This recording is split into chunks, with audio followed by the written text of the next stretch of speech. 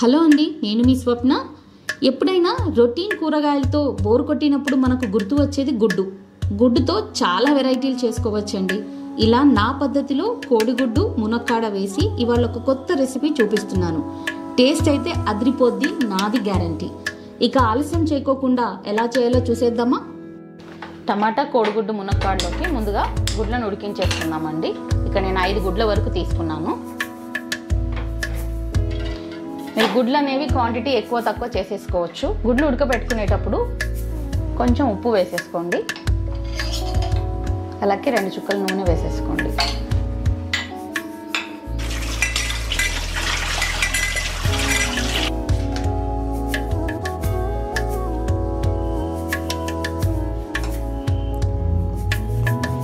ఈ టమాటో ముక్కలన్నిటినీ మెత్తగా మిక్సీ పట్టేసుకుందాం మనం.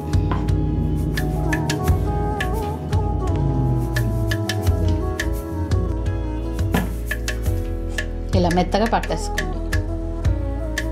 టమాటో ముక్కల్ని పట్టేసుకున్నాం కదండి. ఇప్పుడు ఇంకొక పేస్ట్ తయారు చేసేసుకుందాం.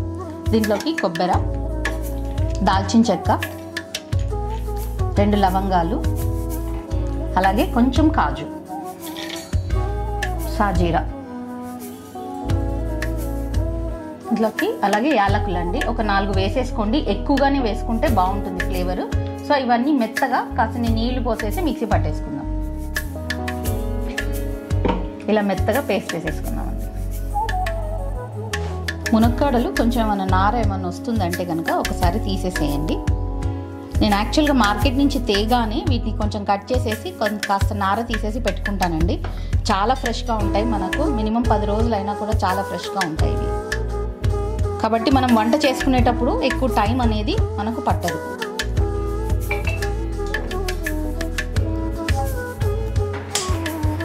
కడాయి పెట్టుకుందామండి. ఇప్పుడు కర్రీ చేయడానికి ముందుగా కొంచెం ఆయిల్ వేసేసుకొని మునక్కాడలు వేపేసుకుందామండి. కర్రీతో పాటు మునక్కాడలు ఉడకబెట్టుకుంటే చాలా మెత్తగా అయిపోయి తొక్కగా అనిపిస్తుంది. కాబట్టి మనం ముందుగా మునక్కాడలు అనేవి వేయించేసుకుందాం. ఆయిల్ వేడైపోయిందండి. మునక్కాడలు వేసేసుకొని కొద్దిగా పసుపు వేసేసేయండి. కొంచెం ఉప్పు వేసేసుకొని మగ్గించేసేసుకుందాం వీటిని.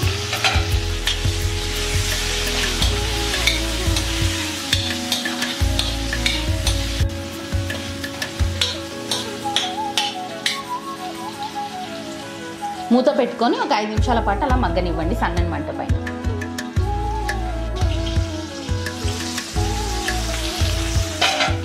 చూడండి మునక్కాడలు బాగా మగ్గిపోయాయండి. ఇవన్నీ కూడా ఒక ప్లేట్లో ట్రాన్స్ఫర్ చేసేసుకుందాం.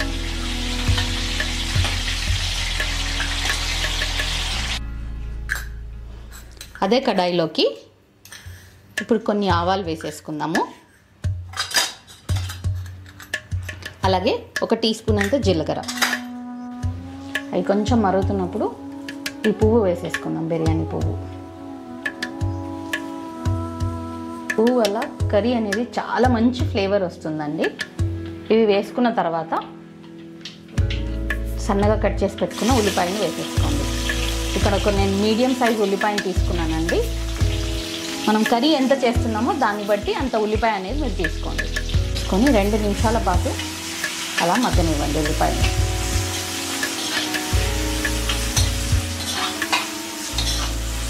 మంట పెద్దగా పెట్టేయద్దండి, చిన్న ఫ్లేమ్లో పెట్టే చేసుకోవాలి.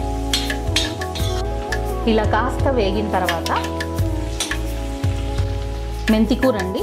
నేను ఇక్కడ చిన్న మెంతికూర తీసుకున్నాను. మీకు ఏది అవైలబిలిటీలో ఉంటే అది తీసుకోండి. చిన్న మెంతికూర ఈ కర్రీకి చాలా బాగా టేస్టీగా ఉంటుంది. అంటే మనం మైక్రో గ్రీన్స్ అంటాం కదండి, వాటిని తీసుకోండి. మెంతికూరలో కాడలతో సహా నీట్గా కడిగి వేసేసుకోండి. దీనివల్ల మంచి ఫ్లేవర్ వస్తుంది కర్రీకి. అది కూడా వేసేసుకున్న తర్వాత కొంచెం ఉప్పు వేసేసేయండి ఉల్లిపాయలకు సరిపడా. ఒక టీ స్పూన్ పసుపు వేసేసుకోండి. ఇవి కూడా వేసి బాగా మగ్గనివ్వండి. ఒక 2-3 నిమిషాల పాటు మెంతి కూర ఉల్లిపాయలు అన్నీ కూడా బాగా మగ్గిపోయే వరకు. అలాగే కరివేపాకు రెబ్బలు,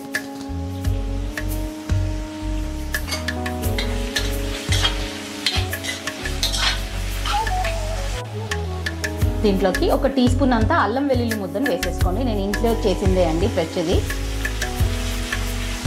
వేసుకొని ఒక 2 నిమిషాల పాటు అల్లం వెల్లుల్లి ముద్ద ఉల్లిపాయలతో పాటు బాగా మగ్గిపోవాలండి, లేదంటే పచ్చి వాసన వస్తూ ఉంటుంది మనకు. అల్లం వెల్లుల్లి పేస్ట్ వేసిన తర్వాత మంట ఎప్పుడు కూడా హైలో పెట్టకూడదండి, ఎందుకంటే అడుగంటిపోతుంది మనకు. కర్రీకి సరిపడా కారం వేసేసుకోండి. ఇక్కడ నాకు 2 టేబుల్ స్పూన్ల వరకు పట్టిందండి. అలాగే 1 టీ స్పూన్ అంత ధనియాల పొడి, గరం మసాలా 1 టీ స్పూన్ వేసుకొని బాగా కలిపేసేసుకోండి. ఈ స్టేజ్లో ఉప్పు వేసేసుకున్నామండి. ఇందాక మనం టమాటో ప్యూరీని చేసి పెట్టుకున్నాం కదా, అది కూడా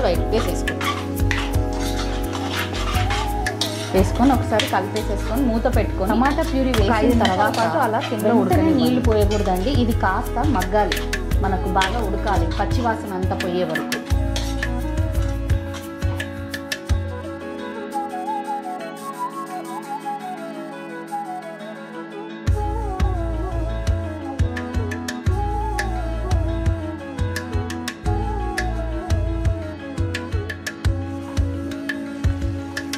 చూడండి ఎంత బాగా ఉడికిపోయిందండి. ఆయిల్ అంతా కూడా మనకు పైకి వచ్చేసింది.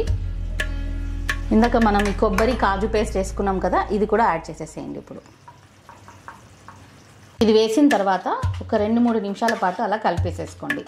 ఆ పేస్ట్ అంతా కూడా బాగా కలిసిపోయేలాగా. ఇప్పుడు నీళ్లు పోసుకుందాం ఈ గ్రేవీకి సరిపడా. మనకు క్వాంటిటీ ఎలా అంటే లూజ్ గానా థిక్ గానా చూసుకొని వాటర్ అనేది వేసుకోవాలండి.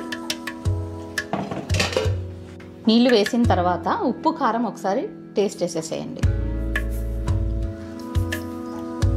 ఏమైనా పడితే కనుక ఇప్పుడే యాడ్ చేసేసుకోండి. అన్నీ పర్ఫెక్ట్గా సరిపోయాయండి. ఈ స్టేజ్లో కొంచెం షుగర్ వేసేద్దాం. మనకు టమాటో ప్యూరీది బ్యాలెన్స్ చేస్తుందండి. దీంట్లోకి మనం ఇందాక వేయించి పెట్టుకున్న మునక్కాడ ముక్కలు, అలాగే ఉడికించి పెట్టుకున్న గుడ్లు కూడా వేసేసుకోండి. ఇలా వేసుకున్న తర్వాత 1 టీ స్పూన్ అంత జీలకర్ర పొడి వేసుకోవాలండి. చాలా మంచి ఫ్లేవర్ ఉంటుంది ఇందులోకి. వేసుకొని మరొక 2 నిమిషాల పాటు అలా కలిపెట్టేసాం. నిదానంగా కలపాలండి. ఇంకా ముక్కలన్నీ వేసేసాం కదా. అలాగే జీలకర్ర పొడి తర్వాత కొన్ని పాలు వేసేసుకుందామండి. మీగడతో పాటు వేసేసుకుందాం. పాల వల్ల చాలా మైల్డ్గా గ్రేవీ చాలా చాలా రుచిగా ఉంటుందండి. నేను ఇక్కడ ఒక చిన్న గ్లాస్ వేసుకున్నాను. క్రీమీగా ఉంటుంది గ్రేవీ కూడా, మనకు చాలా రుచిగా ఉంటుంది. అన్నంలోకి, చపాతీలోకి, పూరీలోకి చాలా చాలా బాగుంటుంది ఈ కర్రీ. మూత పెట్టేసుకొని ఒక 5 నిమిషాలు అలా ఉడకనివ్వండి.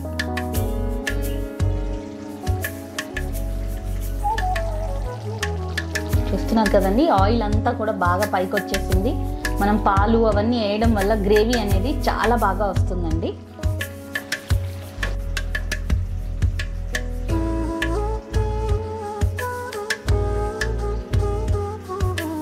కొత్తిమీర చల్లేసేసుకొని స్టవ్ కట్టేసేయండి. అయిపోయింది గ్రేవీ. అయిపోయిందండి.